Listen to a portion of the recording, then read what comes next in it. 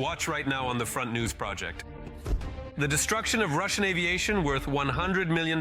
Su-30 fighter jets burned to the ground. Operation Web in the Mediterranean Sea. Russia's shadow fleet? Goodbye. The elimination of a war criminal in the center of Moscow. Putin is tense. The Kremlin is getting closer. Fiery, hot, and blazing footage from the front lines. Watch it right now, please.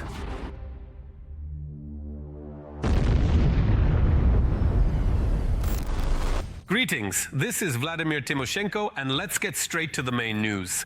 A hard blow to Russian aviation. The Main Intelligence Directorate of Ukraine carried out a special operation near Lipetsk, as a result of which enemy Su-27 and Su-30 aircraft were destroyed. The total financial losses for the occupiers amount to about $100 million. And that's not all. Special Operations Forces struck a drilling platform and a Russian military ship in the Caspian Sea. Our journalists have exclusive details. Brave Ukrainian defenders continue to relentlessly destroy the enemy not only at the front, but also deep behind enemy lines. I'm currently filming. I'm filming. Get away from me.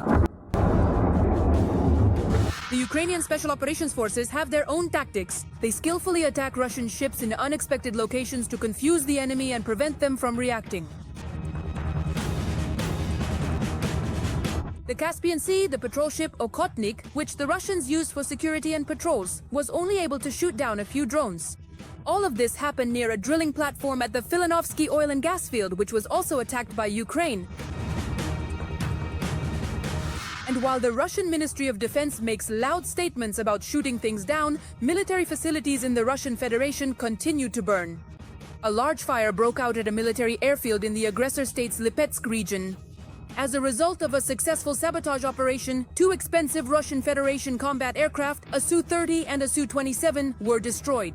The Su-27, Su-27M, and Su-30 are new aircraft, which is why this location was specifically chosen and destroyed. 2 aircraft is the minimum count. It turned out that this was the work of Ukrainian intelligence, and the operation itself was carried out by a representative of the resistance movement. The patrol routes, schedules, and guard shifts were studied. They entered the facility quietly, and they struck the Sukhoi jets right inside the protective hangar. Our intelligence works very well. That is, for example, there's no need to send in your own teams. Contacts are made, meaning they find people who care. And then for specific tasks, with specific funding, they carry out these kinds of actions. In other words, this leads to a reduction in the combat potential of Russian aviation, which is exactly what we need. The approximate total value of the 2 damaged fighter jets that Russia used in attacks on Ukraine could be up to $100 million. The SBU also staged an explosive night at the Belbek Airfield in Crimea. Several S-400 and Pantsir radar stations were destroyed. As soon as we acquired long-range strike capabilities, the Russians faced a shortage of anti-aircraft missile systems. First, a few years ago, they withdrew their aviation from Crimea, but then they returned again. At first, they created an air defense system which was quite dense. They started covering the Kerch Bridge with air defense systems, naturally to deploy them. They are mainly used at airfields, including Belbek, mainly for the placement of radars and anti-aircraft missile systems. Missile systems plus part of the aviation. That is, almost all of the tactical aviation is stationed there, plus army aviation as well. They bring them in for specific tasks, especially to intercept our drones. Army aviation and helicopters are also stationed there. Helicopter crews are fully utilized for cover missions, at least against drones. But of course, they can't hide from missiles. Also in Sevastopol, 2 more Su-27 fighters were hit along with the control tower. A successful operation will complicate flight control for the occupying army. One of the planes was already ready for takeoff. They now fully understand that we can reach their airfields. And I think in the end, they'll move them out in a few months after they've lost about a dozen aircraft.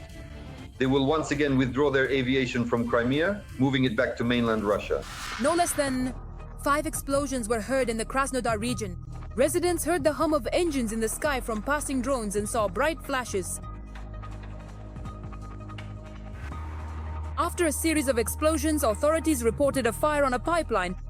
Before this, the Russian Ministry of Defense claimed to have successfully shot down 35 drones. The manipulator is rephrasing things in the village of Volna, the Taman seaport operates.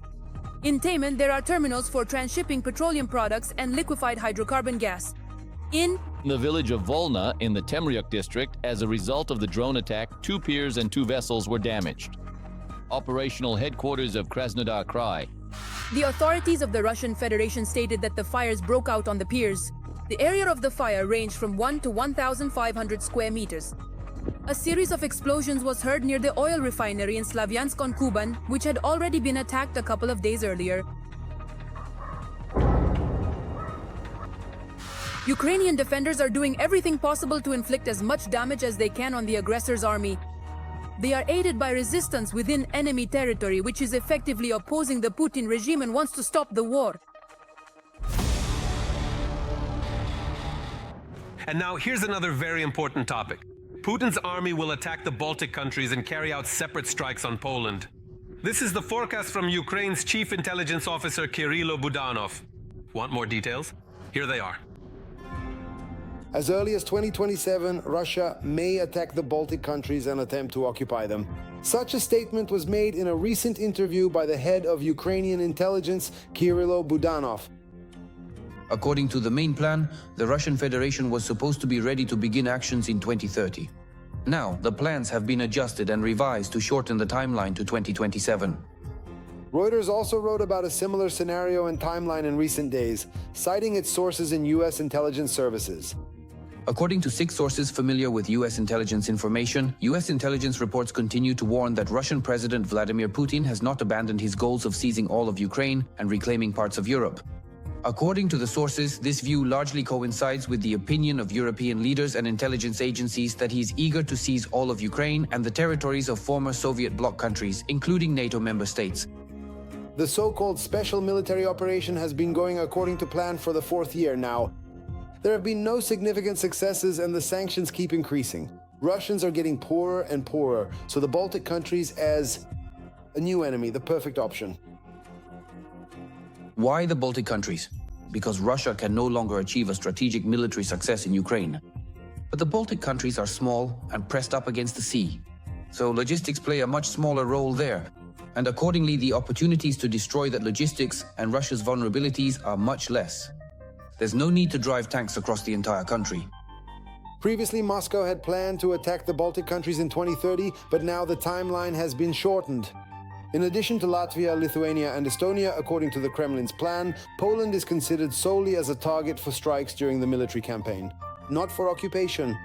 Putin wants to prove to the whole world that Russia is an empire. For an empire, or for those who see themselves as an empire, to develop, you always have to move somewhere to expand your influence and territory. By the way, this answers a lot of questions. To the north, there's only the Arctic and the Northern Oceans. And further around, there's America. Not an option, because it would be painful. To the east, there's the Pacific Ocean. And again, America. The answer is the same. To the south, China would be an absolute catastrophe. A land border, there would be the same conditions as we have now in the war with the Russian Federation. But only for them. That leaves only the West, which in their view, pardon the expression, is spoiled, sick, weak and indecisive. On D-Day, over 100 terrorist attacks are carried out across Europe, and at the same time, Russian equipment advances toward the Baltic NATO countries. Plus, they cut communication cables and they jam GPS. So they tested this over the Baltic to throw everyone off. And then supposedly Vilnius announces that they are ready to stop the hostilities. Despite peace talks on Ukraine, the Baltic countries, Poland and all European NATO members must prepare for a possible attack by Russia. In this case, Ukraine must continue its struggle for survival. There are simply no other options. And now, an analysis of the operational situation on the Lyman front. Fierce fighting continues. Today, on the Lyman front, the invading army launched 8 attacks on Ukrainian positions in the areas of the settlements of Srednyaya, Novosilovka, and Mirnaya. And towards the settlements of Nadezhda, Chernishchina, Drobyshevo, and Stavki, one battle is still ongoing. The Russian missile system Oreshnik went on combat duty in Belarus on December 17th. This was announced in a message to parliament by Bulba-Führer Lukashenko. But is the Oreshnik really so dangerous that it can reach Kyiv in less than 2 minutes? We'll tell you more next. By the end of the year, a medium-range missile system with the hypersonic Oreshnik missile will also be put on combat duty. We will respond, including with the possible continued testing of the Oreshnik in combat conditions.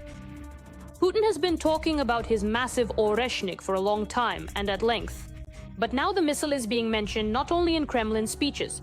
After all, it seems the bunker dweller has decided to share with his best friend. The first positions of the Oreshnik missile system have been set up.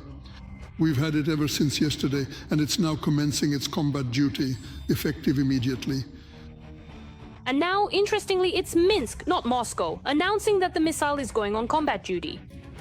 Because if these words had come from the Russian president, it would have been perceived as an escalation of tensions, a raising of the so-called stakes. And in fact, it would have been a signal that the Russian Federation is withdrawing from the so-called peace agreements. And that would have automatically led to the imposition of additional economic sanctions by the United States. Although about a year ago, Lukashenko was begging Putin for Iskander missiles for his own security. Please don't take this as some kind of impudence. I want to publicly ask you to deploy new weapon systems and above all, Iskander missiles on the territory of Belarus. This would seriously calm down certain minds who are already ready to go to war against Belarus.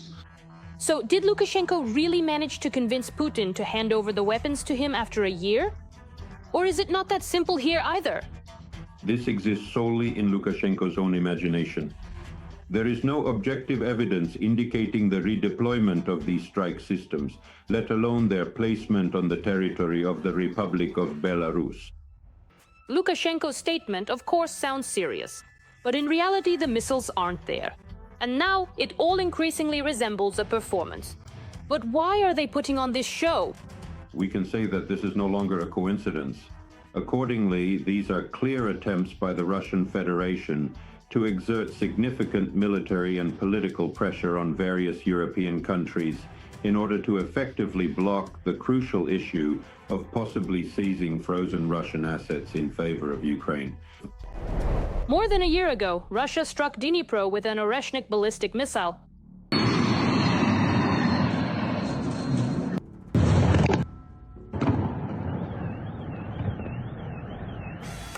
Now they report that the flight time of a missile from Belarus to Kiev is 1 minute and 50 seconds, to Warsaw 2 minutes and 20 seconds, and to Lithuania just over a minute.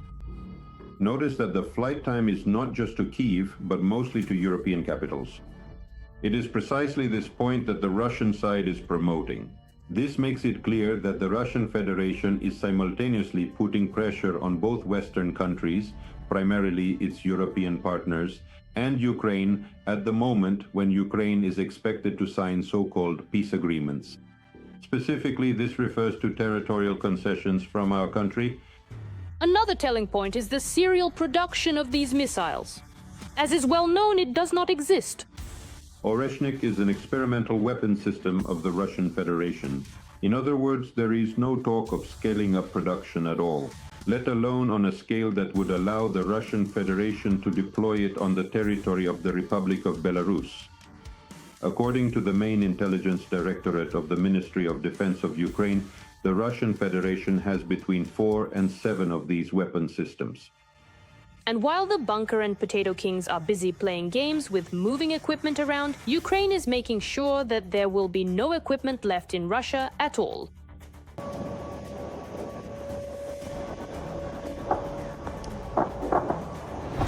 At the Belbek Airfield, the SBU destroyed a Russian MiG-31 and a whole lot of other equipment worth hundreds of millions of dollars. It turns out that the Russian side is not even capable of providing cover, not only for key facilities, but even the Russian air defense system itself cannot protect itself from Ukrainian strikes. This is the main point. In other words, it's not so much about the military aspect as it is about the informational, political, and economic ones. And this is only the beginning.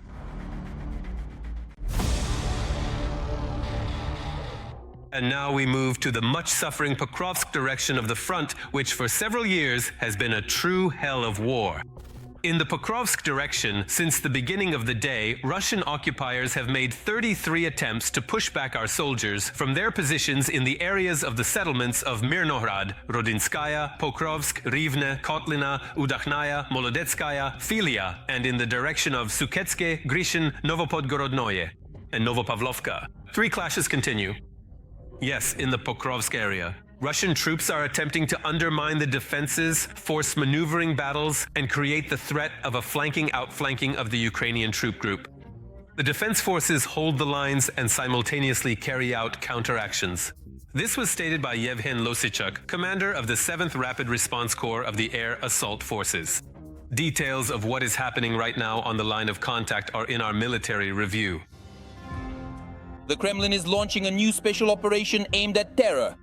Russia has breached the border in the Sumy region. As a result of the enemy's offensive, the defense forces withdrew from several positions in Khrabovsk. According to the Main Communications Directorate of the Armed Forces of Ukraine, stabilization measures are being carried out in the area. At this moment, a counter-operation is underway there. However, the occupiers' goal is not to seize new territory at all. The Russian army entered the settlement in order to abduct local residents. Thus, more than 80 Ukrainian citizens were forcibly taken to the territory of the Russian Federation. Most of them are men and women, older people. One of them is 89 years old. Almost all of them had previously refused to evacuate deeper into Ukrainian territory. The various checkpoints are now completely clear and easily identifiable. They left. Now it got scary, didn't it? They were taken away. The unfortunate elderly people were allegedly taken to Russian territory for so-called filtration procedures. Against this backdrop, the head of the Sumy Regional Military Administration, Oleg Hrihorov, reported that an active evacuation of civilians had begun from the border communities of the Sumy region. After reports that the Russians had become more active in this direction, civilians are being evacuated from the border communities of the Sumy region. Today, some residents who had previously refused evacuation were evacuated from the Krasnopilia community using armored vehicles. They are currently in a transit center where they are receiving the necessary assistance. Evacuation is being carried out for all residents who have submitted applications. the occupiers are furious and resort to provocations because nothing is working out for them directly on the battlefield, our defenders assure. For example, Ukrainian forces have recently advanced in the central part of Kupiansk-Kharkiv region. This is stated in a report by the Institute for the Study of War. According to analysts, Ukraine's defense forces have pushed the occupiers back along the Kupiansk-Chuhuiv highway in the central part of the city. The invaders are also having a hard time in the Donetsk direction. There, over the weekend, the Russian army lost another batch of equipment and personnel. The occupiers decided to use the snow, frost and heavy fog as cover for yet another assault. But despite the difficult weather conditions, the soldiers of the 2nd Mechanized Battalion of the 30th Separate Mechanized Brigade uncovered the enemy's plan in advance and utterly crushed them. And here is a destroyed column of occupiers' equipment in the Dobropilia direction. Here the enemy instantly lost at least 10 units of armored vehicles. And this entire heap of metal was destroyed even before reaching the resistance line. And ahead, the occupiers face much more serious obstacles. For example, this is what just one of the many lines of defense of the Ukrainian armed forces looks like. The military showcased the impressive scale of the Ukrainian armed forces' defensive structures in the rear of the Zaporizhzhia region. Breaking through such defenses head-on is almost impossible. The Russian generals themselves understand this perfectly well. However, to simulate active combat operations, they keep sending wave after wave of cannon fodder into obviously suicidal assaults. For example, in the Pokrovsk direction, the Phoenix Unmanned Aerial Systems Unit organized a real nighttime safari for the occupiers. As a result, by morning, the Russians had lost at least 2 motorcycles, 4 passenger cars, 2 loaf vans with RPOs, and a quad bike, and several buggies. But the enemy still refuses to give up. With each attempt, the enemy's assaults become more and more senseless and merciless. Like, for example, in this video, it seems the occupiers have watched too much Mad Max and decided to stage something similar themselves. The Russians launched their assault in 2 passenger cars. The soldiers of the 110th Separate Mechanized Brigade gave the occupiers a warm welcome, handled with professional skill. As a result, by the time the car reached the tree line, it was already out of control. But most Russian contract soldiers believe it's better to die like this, from a Ukrainian drone during a senseless assault, than to waste away from hunger in their own trench. As the Main Intelligence Directorate has found out, due to supply chains being cut by the Ukrainian armed forces, the occupiers are no longer above anything when it comes to logistics. Cannibalism. A real horror scene unfolds in a recent radio intercept by Ukrainian intelligence. Due to the food shortage, the occupiers are sharpening their knives and getting ready to eat their own, the younger ones. We're already looking for someone younger. I've sharpened the knives, I have someone to cut up to eat, I want to... Seriously. This is the kind of army Putin plans to fight with until the bitter end. Or more precisely, until Russian soldiers in the trenches eat each other alive. And now, an analysis of the situation on the Konstantinovka front line. Bloody battles. And here they've long since become routine. On the Konstantinovka front, our defenders repelled 17 enemy attempts to break through our defenses in the areas of the settlements of Pleshchevka, Rusinyar, Shcherbinovka, and Alexandra Shultino, Klebenbik and Sofievka. And here's another very interesting topic. Russia has recruited more than 200 Indian citizens to take part in the war against Ukraine. According to the Cabinet of Ministers, at least 26 of the recruited Indians have been killed, and another 7 are listed as missing. Delhi is negotiating with Moscow for the repatriation of about 50 of its citizens, having so far succeeded in bringing more than 100 people back home. All the details are coming up. Indian authorities have stated that Russia has recruited more than 200 Indian citizens to fight in Ukraine. Recently, we learned about new citizens who have been recruited into the Russian army. We have once again appealed to the Russian authorities, asking them to release these people as soon as possible and to put an end to this practice of recruitment.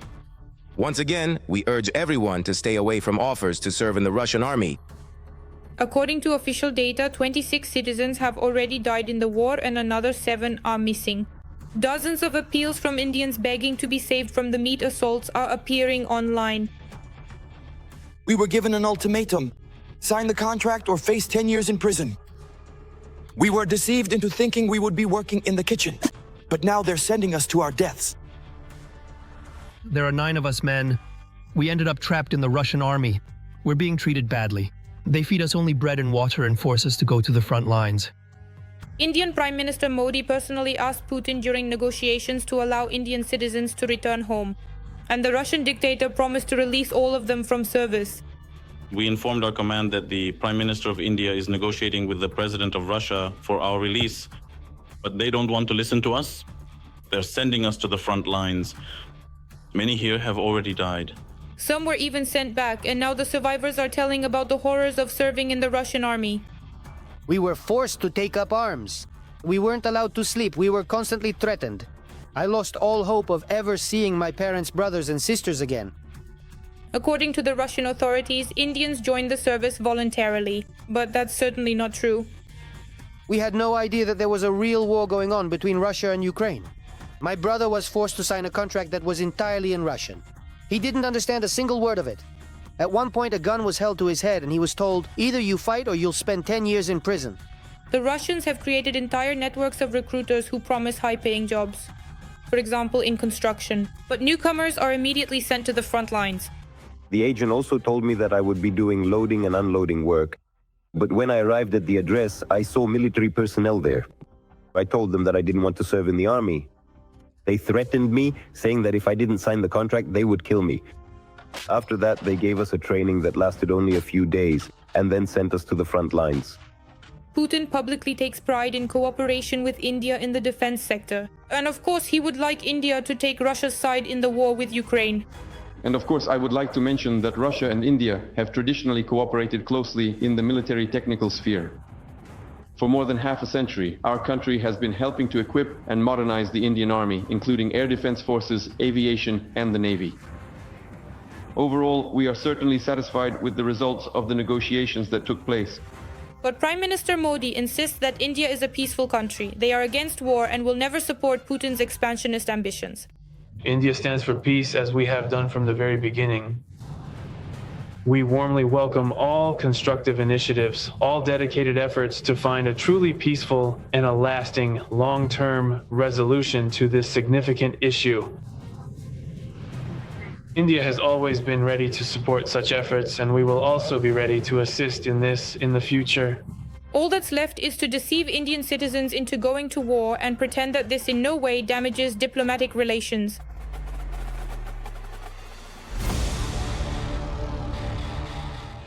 Now let's analyze the situation in detail on the Alexandrovsk front line. The enemy is getting more vicious here as well.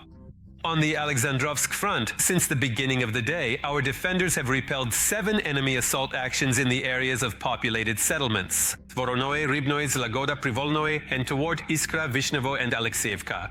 Fighting continues unabated in 3 locations. Another highly effective attack by the armed forces of Ukraine. Friendly drones attacked a vessel from Russia's shadow fleet that was sailing in the Mediterranean Sea.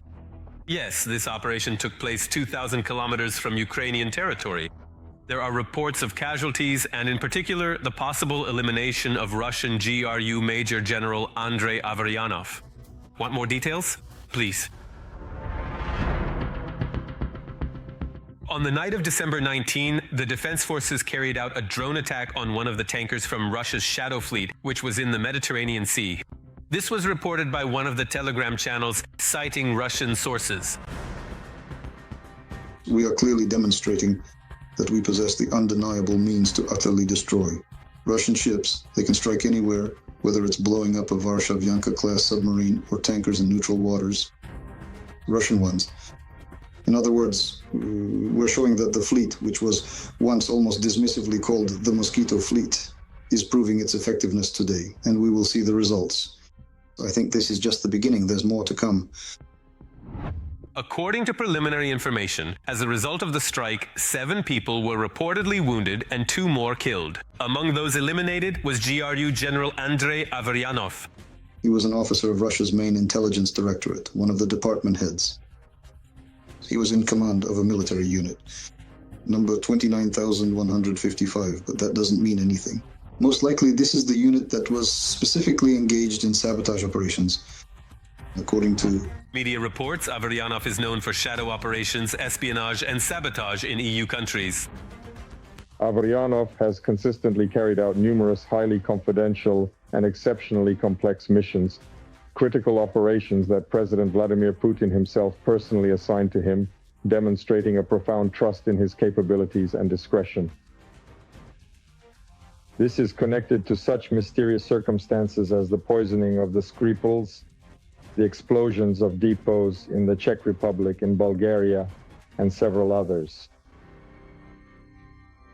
Sabotage, the deliberate destruction of the aircraft carrying Prigozhin and his close associates, was a significant event. The range of strikes Ukraine's defense on Russian strategic targets is expanding every day. In order to significantly reduce the potential for using oil, gas, and so on, it is, of course, necessary to take action. And one of the first steps to decrease this kind of potential in the Russian Federation's economy, which means reducing their ability to earn money for the war, is to do just that. This involves reducing the number of tankers involved in the so-called shadow fleet. Sanctions imposed on certain Russian vessels, unfortunately, do not solve the problem as a whole. And in order to more effectively cover a wider range and significantly reduce this potential threat, Ukraine's specialized special services and dedicated defense forces have become actively involved in these crucial efforts. And here it must be emphatically said that practically the range is very broad. Recently it has become so. First of all, there's the example of the strike on that tanker. For instance, there was also information about sabotage against a tanker operating off the west coast of the African continent, on the one hand. On the other hand, for example, in the Caspian Sea, there are platforms there, thousands of kilometers away, which our means couldn't reach before. But now I think they've already struck them for the 3rd time, and very effectively. Strikes on the supply lines of the occupying army also have an emotional component. This profoundly affects the Russians themselves, and it's also specifically meant for our international partners as well. The Russians have significantly intensified their information attacks with disinformation targeting our partners and us. Think carefully about just how incredibly serious this entire operation is, especially if it's truly possible to sink a large tanker in neutral international waters quite far from any coastline. Our shores.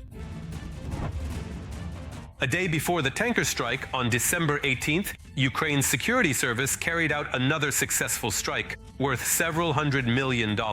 The attack targeted Belbek Airfield in occupied Crimea, relieving occupiers of an aircraft. A MiG-31 with a full set of munitions and an air defense system.